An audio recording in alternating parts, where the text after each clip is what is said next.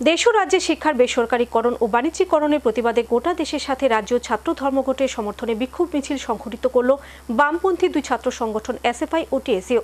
আগরতলা মেলা মার্স্থিত ছাত্র যুব ভবন থেকে ছাত্রদের বিক্ষোভ মিছিল বের হয়ে শহরের বিভিন্ন পথ পরিক্রমা শেষে শিক্ষা ভবনের সামনে কেন্দ্রীয় শিক্ষামন্ত্রী ও রাজ্যের শিক্ষামন্ত্রীর কুশপুত্তলিকা দাহ করেন সংগঠনের কর্মীরা। ছাত্র ধর্মঘট উপলক্ষে দিনের এই প্রতিবাদ বিক্ষোভ কর্মসূচির নেতৃত্ব দেন এসএফআই রাজ্য সম্পাদক ও টিএসইউর কেন্দ্রীয় কমিটি সম্পাদক। সর্বভারতীয় প্রবেশিকা পরীক্ষাগুলিতে ব্যাপক দুর্নীতি, দেশ ও রাজ্যের শিক্ষার বেসরকারীকরণ ও বাণিজ্যিকরণের প্রতিবাদে গোটা দেশে ছাত্র ধর্মঘটে ডাক দেয় বামপন্থী ছাত্র সংগঠন এসএফআই। গত কয়েক সপ্তাহে ন্যাশনাল টেস্টিং এজেন্সি পরিচালিত জাতীয় স্তরে গুরুত্বপূর্ণ বেশ কয়েকটি পরীক্ষা নেওয়ার ক্ষেত্রে গুরুতর অসদাচরণ এবং অসঙ্গতির ঘটনা ঘটেছে। নিট ইউজি পরীক্ষার ফলাফলে স্বচ্ছতার সমস্যা এবং পেপার পাশের অভিযোগ উঠেছে, তাই শেষ পর্যন্ত পরীক্ষা পর্যন্ত বাতিল করতে হয়। এছাড়াও সিএসআইয়ের নেট ও নিট পিজি পরীক্ষা স্থগিত রয়েছে, যার ফলে লক্ষ লক্ষ ছাত্রছাত্রী অর্থনৈতিক ক্ষতি ও জটিল সমস্যার মুখে পড়েছে। একই অবস্থা রাজ্যে বিজেপি নেতৃত্বাধীন জোট সরকার প্রতিষ্ঠিত হওয়ার পর থেকে শিক্ষার মান ক্রমে নিম্নমুখী।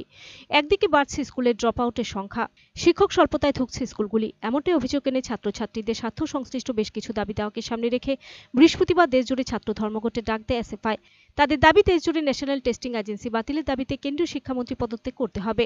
আর এই দাবিকে সামনে রেখে দেশব্যাপী ছাত্র ধর্মঘটের সমর্থনে দিন আগরতলাতেও রাস্তায় নামে বামপন্থী ছাত্র সংগঠন এসএফআই ও টিএসইউর কর্মীরা।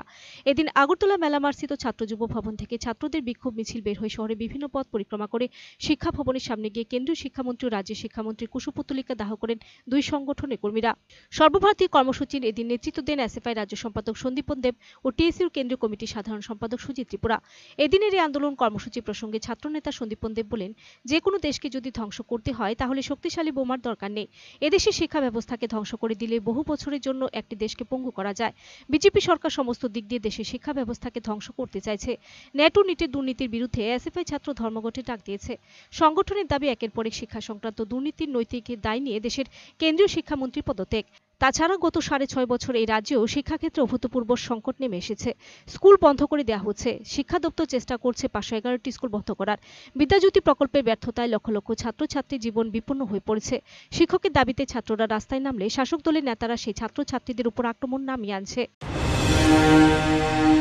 রাজ্যকে যদি ধ্বংস করতে হয় তাহলে শক্তিশালী কোনো বোমার দরকার পড়ে না।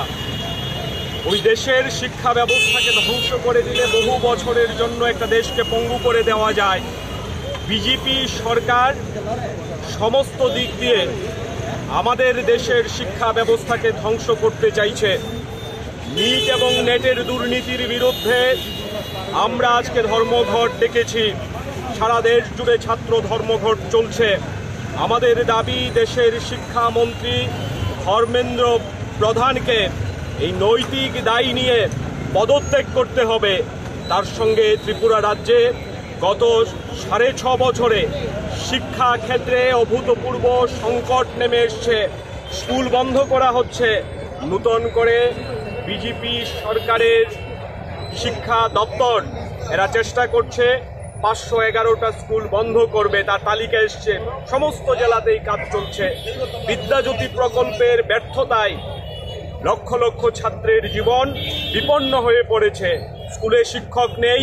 শিক্ষকের দাবিতে যখন সাধারণ ছাত্রছাত্রীরা রাজপথে নামছে, শাসক দলের গুন্ডারা সেই ছাত্রছাত্রীদের উপর আক্রমণ সংঘটিত করছে, তাদের হাসপাতালে পাঠাচ্ছে। এই হচ্ছে ত্রিপুরা রাজ্যের শিক্ষাক্ষেত্রে অবস্থা। কাজেই আজকে সাধারণভাবে ভিডিও রিপোর্ট সার্চ ইন্ডিয়া।